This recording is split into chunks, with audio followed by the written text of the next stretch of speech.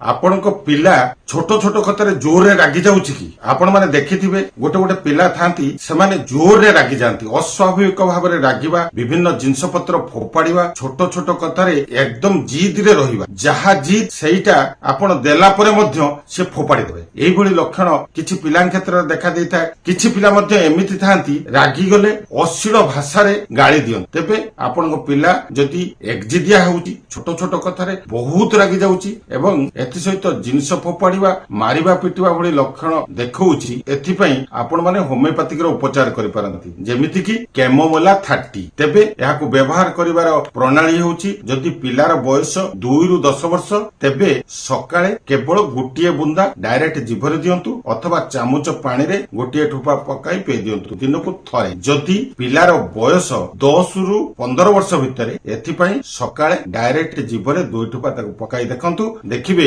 ପିଲା ଯୋଉ ଅସ୍ୱାଭାବିକ ଭାବରେ ରାଗୁଥିଲା, ଛୋଟ ଛୋଟ କଥାରେ ବିରକ୍ତି ହେଉଥିଲା ଏବଂ ଗାଳି ଦେବା ବା ଗଣ୍ଡଗୋଳିଆ ପରିସ୍ଥିତି ସୃଷ୍ଟି କରୁଥିଲା, ଆପଣ ମାନେ ଲକ୍ଷ୍ୟ ରଖନ୍ତୁ ମାସେ ଭିତରେ ଏଭଳି ସମସ୍ୟା ତା ପାଖରୁ ସମ୍ପୂର୍ଣ୍ଣ ଉଭେଇ ଯାଇ ଆପଣ ମାନେ ଖୁସିରେ ଥାନ୍ତୁ। ପୁଣି ଦେଖା ହେବା ନେକ୍ସଟ ଭିଡିଓରେ।